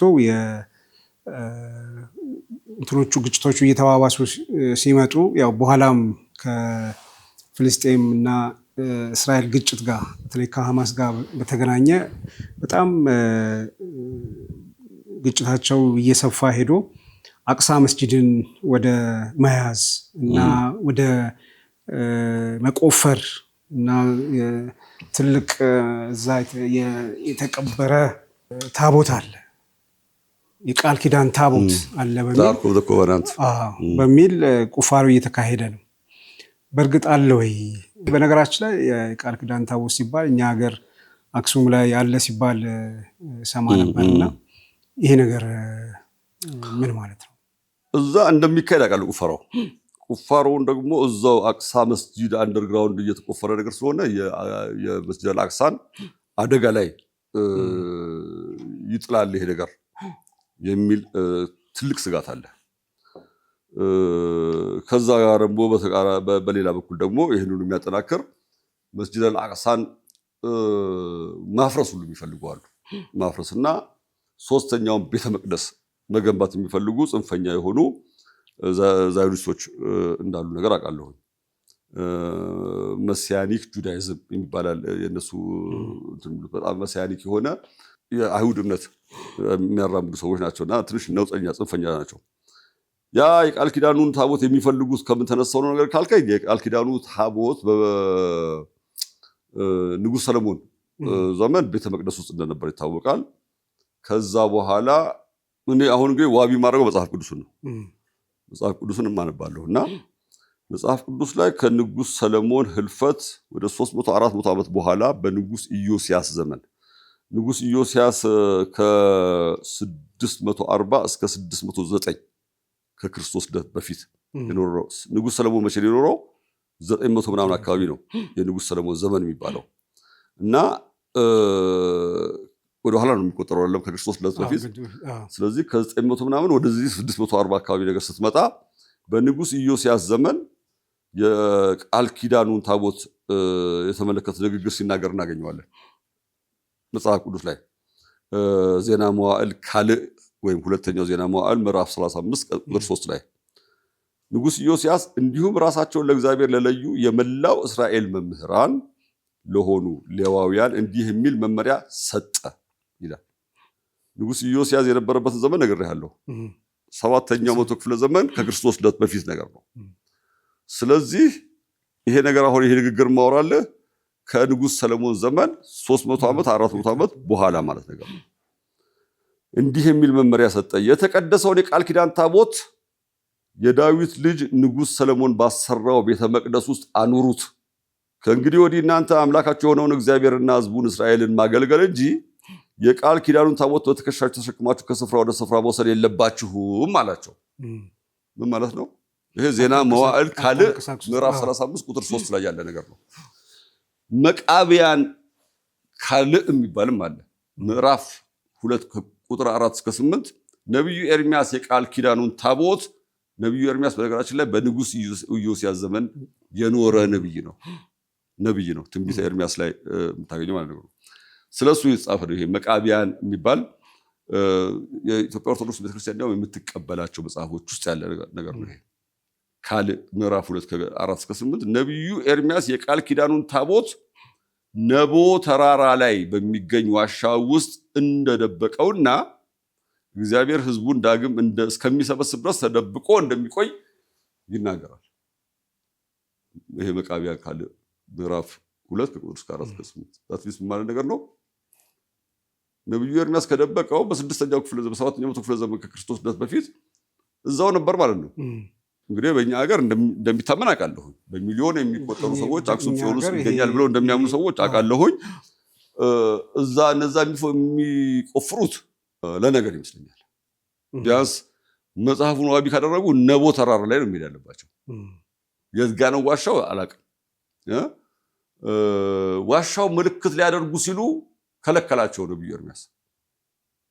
ሌላ ጊዜ መጥቶ ትሬስ ለማድረግ በመፈለግ ዋሻው ጋር ምልክት ሊያስቀምጡ ሲሉ አታድርጓላቸው ይላል እንትና ነብዩ ኤርምያስ። ይሄ ዝርዝር የምነግርህ ለምንድን ነው? በንጉስ ሰለሞን ዘመን የተሰረቀ ታቦት የለም። ስለዚህ አቅሳ መስጂድ የሚፈርስበት ምንም ምክንያት የለም። ነቦ ተራራ አቅሳ መስጂድ ነቦ ተራራ ላይ አልተሰራም፣ ዋሻ ውስጥ አልተሰራም። ሁለተኛ ደግሞ ወደ ኢትዮጵያ መጥቷል የሚባለውም ደግሞ በንጉስ ኤርምያስ ዘመን የነበረ ታቦት በሰለሞን ዘመን ተሰርቆ ሊሆን አይችልም። አሁን የሚቀርበው ነገር ምንድን ነው? ክብረ ነገስት ነው ሁሉ እዚህ ሁሉ ነገር ምንጭ ሀገር ያለው ነገር። ክብረ ነገስት የሚለው ሬፕሊካውን አስመስለው ሰርተው ንጉስ ሰለሞን ከቀዳማዊ ምኒልክ ጋር ወደ ኢትዮጵያ እንዲሄዱ ያደረጋቸው ወደ 70 ምናምን የሚቆጠሩ የእስራኤል አረጋውያን የበኩር ልጆች ወደ ኢትዮጵያ ሊመጡ ሲሉ እነሱ አስመስለው ሰርተው ፌኩን እዛ ጋር አስቀምጠው ኦሪጂናሉን ይዘውት መጡ ነው የሚለው ነገር ነው። ይሄን በተመለከተ ራሱን የቻለ ውይይት ይፈልጋል። እችል ጨርሳትና ብዙ ማውራት አልፈልግም። ይሄ ግን ማለት መሰለህ ነብዩ ኤርምያስን ተሸውዷል እያሉ ነው፣ እግዚአብሔርን ተሸውዷል እያሉ ነው። ሀሳብ ገብቶሃል? ምክንያቱም ነብዩ ኤርምያስ ይናገራል ሌላ ቦታ ላይ ስለዚህ ጉዳይ ማለት ነገር ነው እና ስለ ታቦቱ ይናገራል። እግዚአብሔር በፌክ አትሸውደውም ቀልድ ካልሆነ በስተቀር። እንደ እምነት ግን እኔ ምንም በሰዎች እምነት ጣልቃ መግባት አልፈልግም። መጽሐፍ ቅዱስና አንብቤ የተረዳሁትን ግን እንደ ሰው ማውራት ስለፈለኩ ነው እንጂ የቃል ኪዳኑ ታቦት የት እንደሚገኝ እኔ አላውቅም። የተጻፈውን ግን ነው ማነብልህ። ቢያንስ ከተጻፈው ተነስቼ በሰለሞን ዘመን እንዳልተሰረቀ ግን እርግጠኛ ሆኜ እናገራለሁ። እሺ፣ በጣም ጥሩ። ወደኛ ነጥብ እንምጣና የአንድ ነገር አንስተን ብንቋጨው ራሱን የቻለ እያንዳንዱ ነገር ጊዜ ስለሚፈልግ ይሄ ራሱን የቻለ አጀንዳ ነው። የመካከለኛው ምስራቅ የቅርብ ጊዜ ግጭት ከሐማስ ጋር በተገናኘ 2023 በእኛ 2016 አካባቢ የተፈጠረ ግጭት ነበርና አሁንም ድረስ ያልረገቡ አሁንም ከኢራን ጋር የተገናኙ ነገሮች አሉና ይሄ ግጭት የአካባቢውን ሁኔታ የዓለምን ሁኔታ ሊቀይር የሚችልበት እንትን አለ ወይ? ቀይሯል ኦልሬዲ ብዬ አስባለሁ። በተለይ ሐማስ ኦክቶበር 7 ስለጠቀስክ ነው። መስከረም 26 በእኛ 2016 ማለት ነው። ከዛ ቀደም ብሎ በነበሩት ዓመታት እስራኤል በየ4 ዓመቱ በየ3 ዓመቱ አንድ ወረዳ ልክ አሁን ጋዛን በፈረሰችው ደረጃ አንድ ወረዳ ተፈርስ ነበር። ወይም ደግሞ አንድ ቀበሌ ልበልህ ነው፣ ከቀበሌ ከፍ ይላል ወረዳ በቃ ኦፕሬሽን ምናምን እንደዚህ ኦፕሬሽን ምናምን እየተባለ ማለት ነገር ነው። 2300 2000 እና 3000 ሰዎች 4000 አንዳንድ ጊዜ ትገድል ነበር። ምንድነው ኦክቶበር 7 የተፈጠረው ነገር? እንዳለ ጋዛን በቃ ማውደም እንታለች። እስከዛ ጊዜ ድረስ እነዛኞቹ ትንንሾቹ እንትኖች ለሰሞን ይወሩና ይረሳሉ። የሆነ ካቱሻ የተተኮሰ ሮኬት መነሻ አድርጎ ነገር ሊሆን ይችላል። አንድ ሮኬት በተኮሳችሁ ቁጥር የሚል ጉልበት የማሳየም ነገር ነው። ህንፃ የሚደረምስ ከባድ ቦምብ እንዳላቸው በማሳየት አካባቢውን ሀገራት በጠቅላላ ማስፈራራት ነው። በነገራችን ላይ የአካባቢውን ሀገራት በጠቅላላ ጉልበቷን በማሳየት የማስፈራራት ፖሊሲ ረጅም ዘመን የቆየ የእስራኤል ፖሊሲ ነው። ስለዚህ እስራኤል የጦር ኃይሏን ጉልበቷን የምታሳየው ፍልስጤማውያን ላይ ነው። አሁን ባለፈው ኦክቶበር 7 ያንን ጥቃት በመፈጸማቸው ምክንያት ሐማስ ያንን በመፈጸሙ ምክንያት 1200 ሰዎች ሞተው የተወሰኑ ሰዎች ደግሞ ታገቱ። ከ1200 ሰዎች ውስጥ አብዛኞቹ ብዙዎቹን የገደለው የእስራኤል መንግስት ነው። በነገራችን ላይ ወደ 40 50 60 ነው በመቶዎች የሚቆጠሩ መኪናዎች ተቃጥሏል። ያቀ በክላሽ መኪና አታቃጥልም። በሄሊኮፕተር ብዙ ሰዎች ይሄ የአልጀዚራ ዶክመንተሪ ነው አይተህ ማየት ይችላል። ዋት ሃፕንድ ኦን ኦክቶበር 7 በደንብ የሚተኩት ማለት ነው። እነሱ የሆነ አንድ ዶክትሪን አላቸው የሃኒባል ዶክትሪን የሚባል አንድ ምርኮኛ በኋላ ለእስረኛ መለዋወጫ ከሚማረክ ቢገደል ይሻላል የሚል ማለት ነገር ነው። ስለዚህ እነዛኛዎቹ ሰው አግተው እስረኛ ለማስለቀቅ ነበር አይደለም ኦፕሬሽን ያካሄዱት። የሃኒባል ዶክትሪን ያን ቀን ተግባራዊ ተደርጓል። የሃኒባል ተግባራዊ ተደርጎ ብዙ ሰው ተገድሏል። እሱን አሳበው ግን በኋላ ላይ በጣም ከባድ ዘመቻ ጀመሩና እንትን አደረጉ። ችግሩ ምንድነው? በ2009 የተካሄደውን ብዙ አልሰማነውም። 2014 ላይ የተካሄደውንም ወረዳ የሚያህል ነገር 3400 ሰዎች የሞቱበትንም አልሰማነው ይሆናል። 2023 ላይ ግን ዓለም በቃ በሶሻል ሚዲያ የተጠቀለቀበት ጊዜ ሆነና እያንዳንዱ ሰው ሞባይሉ ላይ ያየው ጀመር ማለት ነገር ነው። እነሱ ደግሞ በጣም ብሩታል ሆነው ያንን ጄኖሳይድ ነገር ፈጸሙ። ይሄ ኮምፕሊትሊ የዓለም ማህበረሰብን እይታ ለውጦታል። ቱዋርድስ እስራኤል የነበረው እይታ ማለት ነገር ነው። በህዝብ ደረጃ ነው የምልህ። በመንግስት ደረጃ የአሜሪካ ኮንግረስ የምትለውና የአሜሪካ ፖለቲከኞችን የአሜሪካ ውጭ ጉዳይ ሚኒስቴርን የአሜሪካ ፔንታጎን የመከላከያ ሚኒስቴሩን ቁልፍ የጸጥታ ተቋማቱን ጭምር በጣም ኢንፊልትሬትም አድርገው በለው ወይም ደግሞ በሌላ ተጽዕኖ በለው ተቆጣጥረውታል። በህዝብ ደረጃ ግን ብዙ ከዛሬ 2-3 ዓመት በፊት የማይደፈሩ ቶፒኮች አሁን እየተደፈሩ ነገር ነው። በኮንግረስም ጭምር በታዋቂ ጋዜጠኞችም ጭምር ታዋቂ ጋዜጠኞች በጣም ራይቱንግ የነበሩ ጣቢያዎች ውስጥ ይሰሩ የነበሩ ካንደስ ኦዝ፣ ካርለስ ተከር፣ ሜጊን ኬሊ እነዚህ በጠቅላላ ኃይለኛ ጽንፈኛ የሆነ ቀኝ ሚዲያ ላይ ነበር የሚሰሩ የነበሩት። አሁን ወጥተው እስራኤልን ተጻረው በድፍረት የሚናገሩ ሰዎች ሆነዋል። ተጽዕኖ ፈጣሪነታቸው ደግሞ ቀላል አይመስልም። ፎክስ ኒውስ ነበር ተከር ካርልሰን ለምሳሌ በጣም ፖፑላር የሆነ ሚዲያ ነበረው። የጋዛው ነገር ላይ መደንገጥ ሲጀምር ምን ያስደነግጣል ብሎ በቃ ሪዝነብል ለመወስ ሲፈልግ አስወጡት ማለት ነው። አባረሩት። $16 ሚሊዮን ተቀብሏል ካሳ ሲያባሩት ማለት ነገር ነው። ትልቅ ሾው ነበረው። ከዛ በኋላ የራሱን ከፈተ። አሁን ከፎክስ ኒውስ የበለጠ ተመልካች አለው እሱ። ከፎክስ ኒውስ ከቴሌቪዥን ጣቢያው የበለጠ ተመልካች አለው። የዩቲዩብ ቻናል ነው ያለው። በዩቲዩብ በራምብል በምናምን ልታገኘው ትችላለህ። ካንደስ ኦዝ የዴሊ ሚረር የሚባል የአንድ ዛዮኒስት ቤን ሻፒሮ የሚባል የእሱ ሚዲያ ውስጥ ነበር የምትሰራው። እንደዚሁ ጥያቄ ማንሳት ጀምር፣ እሷን ተባረረች። ካንደስ ኦዝ አሁን የራሷ የዩቲዩብ ቻናል አላት። በዩቲዩብ ከፍተኛ ተጽዕኖ ፈጣሪ ተብላ ሁሉ በብዙ ተመልካች ጋዜጠኛ ነች። ሌሎችም አሉ። ሜጊን ኬሊ እንደዚሁ ከፍተኛ ተጽዕኖ ፈጣሪ ሆነች። እነዚህ ሰዎች ስለ እስራኤል በግልጽ ያወራሉ። ሌላ ያንግ ተርክስ የሚባል ሚዲያ አለ። እዛ ላይ አና ካስፓሪያን የምትባል አርመናዊት እና አንድ ደግሞ ጀንክ ይሉታል ብቻ ቱርካዊ አሜሪካዊ ማለት ነው። ሁለቱም አሜሪካዊ ናቸው። እነሱም እንደዚሁ ከ6 ሚሊዮን በላይ ሰብስክራይበር ያላቸው በጣም ተደማጭ ናቸው። በተለይ አና ካስፓሪያን የአርመናዊቷ ጋዜጠኛ በጣም በድፍረት ነው የምታወራው። ጸረ እስራኤል የሆኑ ጸረ እስራኤል ሳይሆን የእስራኤልን ነውሮች ማለት ነው። ይሄ ነገር ከ3 ዓመት በፊት የሚታሰብ አልነበረ፣ በፍጹም የሚታሰብ አልነበረ። አሁን ኃይለኛ ፍጭት ውስጥ ያሉት የሚገርምህ ከአንድ ሰው ለቃ የወጣችበት ዴሊ ሚረር ከ60 በላይ ሰራተኞች አባረዋል። ከዛ በኋላ ምክንያቱም በቃ ፋይት ማድረግ ጀምሮ ከአንድ ሰው እና እየተጋለጠ መጣ ማለት ነገር ነው። ሰብስክራይበሮቹ ቀነሱ፣ ብዙ ሰብስክራይበሮች ቀነሱ፣ ማንነቱ እያወቁ ማለት ነገር። አሁን ለምሳሌ በቀደም ዕለት የሰማሁት ነገር ልንገርህ። ኢዚየስት ቲንግ ይሄን ነገር ለመፍታት የጦርነቱ ማለት ነገር ነው ሃርግ አይላንድን በቦምብ መደብደብ ነው ብሎ ነው ቤን ሻፒሮ ፕሮሞት የሚያደርገው። ጦርነት ነው የሚጋብዘው ጊዜ ገብተዋል። ምናዊ ነው እሱ አሜሪካዊ ነው። የእስራኤል ጉዳይ ለሁሉ ጊዜ ግን አጀንዳው ገብተዋል። የእስራኤል አጀንዳ ማለት አሜሪካ ፈርስትና እስራኤል ፈርስ ነው እየተጋጩ ያሉት እዛ አሜሪካ ውስጥ ማለት ነገር ነው። እሱ እስራኤል ፈርስተር ነው። እስራኤል ፈርስት ማለት አሜሪካ ፈርስት ማለት ነው የሚለው። ስለዚህ እስራኤል ፈርስት ነው ማለት ያለብን ነው ማለት ይሄ ሎጂክ ላይኖረው ይችላል፣ ግን ትልቅ ተጽዕኖ ግን አላቸው። አሁንም ቢሆን እስራኤሊ ሎቢ እዛ ሀገር ውስጥ በጣም ትልቅ ተጽዕኖ አለው። ኮንግረሱን ይቆጣጠራል ምን ይላል። እና ምንድነው ያነሳው ነገር ምንድነው የኦክቶበር 7 ጥቃት በምን መልኩ ዓለምን ለውጧል ነገር የሚለው በዚህ ጉዳይ ላይ ትልቅ ነገር እየነቀነቀ ነው። ይሄ እንደሚሆንም አይ ቲንክ ያህያ ሲንዋር ያን ጥቃት ፕላን ሲያደርገው እስራኤል ይሄን እንደምትፈጽም ያውቃል።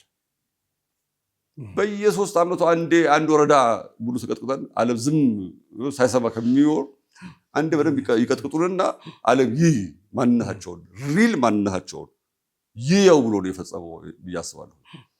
እና በትክክለኛም ሪል ማንነታቸው በጣም ታየ ማለት ነገር ነው። ይሄ በመንግስታት ደረጃ ብዙም በተለይ በምዕራቡ ዓለም ከፍተኛ ለውጥ ነገር ባያመጣም በህዝብ ደረጃ ግሎባል ፐብሊክ ኦፒኒየን ላይ ከፍተኛ ለውጥ ነገር አምጥቷል።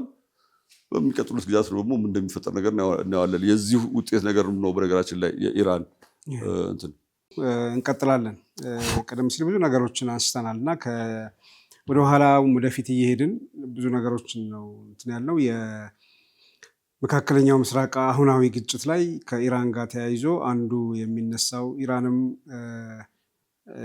የፕሪኮንዲሽንም ስታስቀምጥ ከእሷ ጋር ግንኙነት ያላቸውንም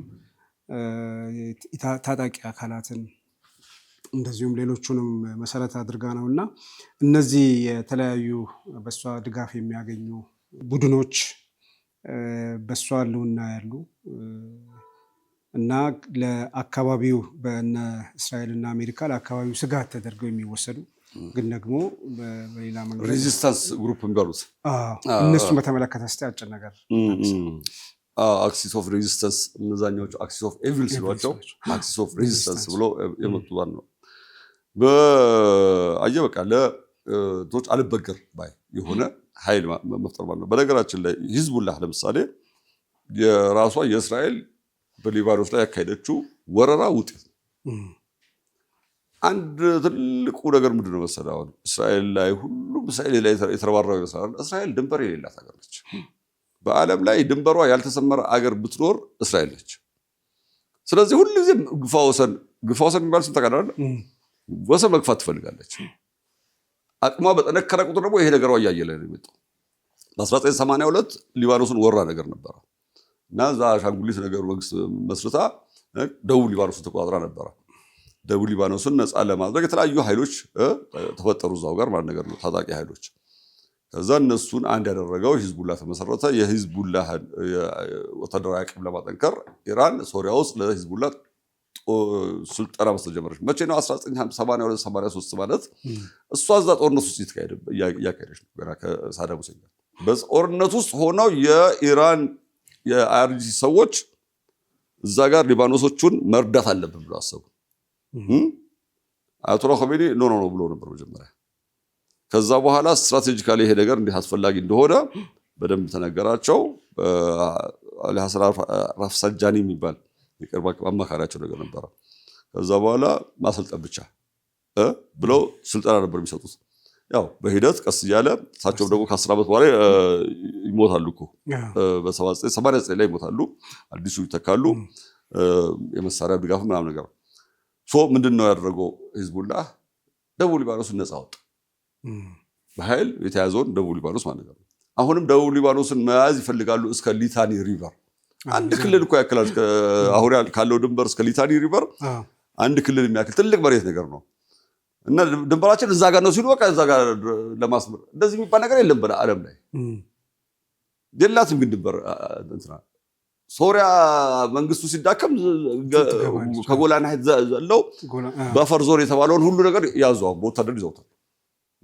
ነገ ደግሞ ከፈለኩ በዳማስቆን ይወስዳሉ። እንዲህ አይነት ሁኔታ ባለበት አገር እና ደግሞ ግሬተር እስራኤል የሚባል ድሪም ባለበት ዓለም ግሬተር እስራኤል ማን እንደሚጨምር ታውቃለህ? ኖርዘርን ሳውዲ አረቢያን 1-2 ክልል የሚያክል መሬት ይወስዳል ከሳውዲ አረቢያ ላይ። ዮርዳኖስ እንዳለ ይጠቀልላል።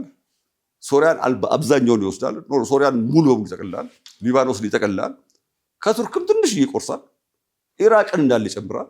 ይሄ ባለበት መካከለኛው ምስራቅ ውስጥ አሜሪካ ትጠብቀኛለች ብለው ነው እነዚህ ሀገራት ከአሜሪካ ጋር የጸጥታ ስምምነት አድርገው የነበሩት ማለት ነገር ነው። አሁን የጦርነት ሲጀመሩ አሜሪካ እነሱን መጠበቅታ እስራኤል ነው መጠበቅ የጀመረችው። አንድ የጦርነት አውድማ ሆኑ ላያቢሊቲ የሆነ የአሜሪካ ወታደሮች የጦር ሰፈሮች መኖራቸው ወደ እነሱ ሀገር እንዲተኮስ ያደረገው አንደኛ። ሁለተኛ ዘወርስ ኬስ ሲመጣ እስራኤልን የምትወጋት ይመስላል አሜሪካ። የነዚህ ሀገራት የኢራን አጋሮች በእነዚህ ሀገራት ያሉት የኢራን አጋሮች በኢራቅ አሁን ለምሳሌ ህዝባዊ ሚሊሻ አቋቁማ አይሲስን የተዋገውት ቃሲም ሱሌማኒ ያሰለጠናቸው የኢራቅ ሚሊሻዎች ናቸው። አይሲስን ከኢራቅ ማስወጣት የቻሉት ግዛታቸውን ነፃ ማድረግ የቻሉት። አሁንም አይሲስ የቦታ አይመስለኝም አሜሪካ ነች አይሲስን እያንቀሳቀሰችው ያለችው። በነገራችን ላይ ከእንትን ሰሜናዊ ሶሪያ ኩርዶች ከያዙት አካባቢ የተወሰኑ የአይሲስ እስረኞች ተብሎ የተቀመጡ የነበሩ ድሮችን ወስዳቸዋለች። የት ያስቀመጠቻቸው አይሮን ነው። አይገስ ኢራቅ ኖርዝ ኢራቅ ውስጥ ያሉ ኩርዶች አሉ። እዛ አካባቢ ሊሆን ይችላል። ለምን ለሌላ ወታደራዊ ተልዕኮ። አይሲስ እና አሜሪካ እንዲና እንዲ ናቸው። በነገራችን ላይ እኔ አይሲስ አሜሪካ አይሲስ ልትዋጋ የምትዘብት አይደለችም። አይሲስ ፕሌስ ሆልደር ነው። የሆነ ቦታ ሄዶ ውከት እንዲፈጠር ብጥብጥ እንዲፈጠር ከዛ እሱን ዋጋለው ደግሞ ብላ የቦምብ ድብደባ ተካሄደበት። ሶሪያ ላይ ሄደ የተካሄደው ነገራችን ላይ አይሲስን ከኢራቅ ያስወጡት የኢራቅ ሚሊሻዎች ናቸው። ፖፑላር ሞቢላይዜሽን ዩኒት የሚባሉት ማለት ነገር ነው። አሁን የመደበኛው ጦር አካል ሆነዋል። አሜሪካን አሁን ከኢራቅ ምድር ወጣለች። ታውቃለህ? ከዚህኛው ቤዟ አልኡደይድ ከሚባለው ቤዝ ወጣለች። ሜቢ ሰሜን እዛ ኩርዶቹ ጋር የምትኖረው እሱንም ለማስለቀቅ የሞከረው ነገር ነው። ምንድነው ሊበሬትድ የመሆን ጉዳይ ነው። አንፎርቹኔትሊ ኢራቅ ፋይናንሷን እንኳን የምትቆጣጠር ግን አይደለችም እስካሁን ድረስ። ለምሳሌ የነዳጅ ሸጣ ገንዘቧን የምትረከበው ከአሜሪካ ነው። ለአሜሪካ ነው የምትከፍለው ጋር ተገንዘቡ። ሶቨሬኒቲን ኢንዲፔንደንስን የማስከበር ትግል ነው እየተካሄደ ያለው። ነገር ግን የተለያዩ ኢንተረስቶች ስላሉ ሪጂናል ጂኦፖለቲካል እንትኑ በጣም ውስብስብ ስለሆነ የተለያዩ ኃይሎች ከራሳቸው ኢንተረስት አኳያ የሚንቀሳቀሱበት ስለሆነ እንደዚህ በአጭር ጊዜ አውርተህም እንትን የምትለው ነገር አሁን ለምሳሌ የሶሪያው ውስብስብ ነገር ነው። የሶሪያ ህዝብና በሻር አልአሳድ አይደለም የተዋጉት። የሶሪያ ህዝብ ጦርነትም አልነበረም። የሶሪያ ጦርነት ደርቲ ወር ይባላል በነገራችን ላይ እሱ ጦርነት ዋይ እዛ አካባቢ ያሉ ሀገሮች በጠቅላላ ተዝገበገቡ። ሶሪያ ላይ ሁሉም ለተለያዩ አካላት ድጋፍ ይሰጣሉ የራሳቸው ጥቅም ለማስጠበቅ። ቱርክ የራሷ የተረስታላት ለአካባቢ ያሉት ኩርዶች እዛ አካባቢ የተነጠለ መንግስት መስርተው ነገ እንዳይወጓት ስለምትፈልግ ለሆነ ኃይል ስለዳለች ማለት ነገር ነው። ሳውዲ ኤምሬት የተለያየ ኃይል ኢንተረስት አላቸው። የመን ውስጥ እንደዚሁ ራሳቸውን የቻሉ ኃይሎች የመፍጠር እንቅስቃሴ ነገር ታደርጋለች ኢራን። ከምን ነፃ የሆኑ ከውጭ ኃይል ተጽዕኖ ነፃ የሆኑ ማለት ነገር ነው። የመን ውስጥ ሁቲ አሁን የራሱ ሚሳኤል መስራት እስከመቻል ድረስ እና ከአሜሪካ ጋር መጋፈጥ የቻለ ኃይል ነገር ነው። ኢራቅ ውስጥ ይሄ ነገር ብያለሁ። ሊባኖስ ውስጥ ሂዝቡላ ባለፈው በፔጀር ጥቃት ብዙ ሰዎች ስለሞቱ ሂዝቡላ አቁሶለታል ነገር ተብሎ ነበረ። ብዙ ዜና አትሰማ ይሆናል አላውቅም እንጂ ሂዝቡላ በአሁኑ ሰዓት በጣም የብብት ቁስል ሆኖባታል እስራኤል። በአሁኑ ሰዓት እስራኤል መርካባ የሚባል የጊዜ ሰረገላ የሚባል ቻሪት ኦፍ ጎድ ነው በእንግሊዝኛ የጻፉት። መርካባ የሚባል ታንክ አላት። ሳያልቁ ይቀራሉ። አሁን መርካባ ታንኮቿ በሂዝቡላ ጥቃት በቅርቡ ጊዜ በተካሄዱ ማለት ነው። በአንድ ቀን 20 ምናምን መርከባ የጠፋበት ጊዜ አለ። አንድ ዜና እና ምንድነው እነዚህ እንትኖች ስትል ዞሮ ዞሮ ከፍልስጤም ህዝብ ትግል ጋር የሚገናኝ ነገር አለ። ሁሉ ነገር በዛ ጦርነት ውስጥ የገባው ሂዝቡላ ለጋዛ ጄኖሳይድን በመቃወም ነው። ጄኖሳይድን መቃወም ዓለም አቀፍ ህግ ነው፣ ግዴታ ነው። ዓለም አቀፍ ህግ ሌላ ምን አለ? ራይት ቱ ፕሮቴክት የሚባል ነገር አለ። አንድን ተበዳይ ወገን ከጥቃት የመታደግ የሚባል ኮንሴፕት አለ። እንደዚህ በዓለም አቀፍ ህግ ላይ በኢንተርናሽናል ደረጃ እሱን ነው እያደረጉ ያሉት ማለት ነገር ነው። ጣልቃ የሚገቡ እና በአጠቃላይ የዛ አካባቢ የቀጠናው ዳይናሚክስ ውጤት የሆኑ ኃይሎች ናቸው። ኢራን ትረዳቸዋለች፣ የስ ትረዳቸዋለች። ነገር ግን የኢራን አሽከሮች ግን አይደሉ። የራሳቸው ኮዝ ያላቸው ይመስለኛል። እኔ ተመልካቾቻችን እንግዲህ የዘከሪያ መሐመድና የመካከለኛው ምስራቅ አሁናዊ ሁኔታ በሚል ሰፊ ነገሮችን አንስተናል። አንዳንዶቹ በአንድ ፕሮግራም ብቻ ሳይሆን ራሳቸውን ችለው መታየት ያለባቸው ፕሮግራሞች ናቸው። የተወሰኑ ነጥቦችን ብቻ እያነሳን ነው እየተውን ያለ ነው። ከመካከለኛው ምስራቅ ሃይማኖታዊ ጉዳይ፣ ፖለቲካዊ ጉዳይ፣ ታሪካዊ ጉዳይ አንጻር በርካታ ነገር ማንሳትና በተናጠል ራሱን የቻለ ነገር መስራት ይቻላል። ለዛሬው ግን ያው ብዙ ነገሮችን ነካክተን አንስተናል። ወደፊት አንድ ነጠላ ጉዳይ ይዞ በደንብ መዳሰስ አይሻል አይቀርም። እዚህ ጉዳይ ይሻላል። ጋዜጠኛና ደራሲ ዘከሪያ መሐመድ የዛሬው የጀማል አህመድ ሾው እንግዳ ሆኖ እዚህ በመገኘቱና የግል ሕይወቱን እንደዚሁም የመካከለኛ ምስራቅ ጉዳይን በሰፊው እና በጥልቀት የዳሰሰበት ፕሮግራም ነው። ተመልካቾቻችን ከዚህ ፕሮግራም ብዙ ነገር እንደተማራችሁ ተስፋ እናደርጋለን። ዘከሪያ ለጊዜ በጣም አመሰግናለሁ። አላህ ይስጥልኝ። እኔም አመሰግናለሁ ጀማል። በጣም ንግግር አርዝሜም ከሆነ በጣም ይቅርታ ጠይቃለሁ። ተመልካቾቻችን የዛሬውን የጀማል ሾው በዚህ ያጠናቀናል። ሳምንት ከሌላ እንግዳ ጋር እንጠብቃችኋለን። ወሰላሙ አለይኩም ወራህመቱላሂ ወበረካቱ።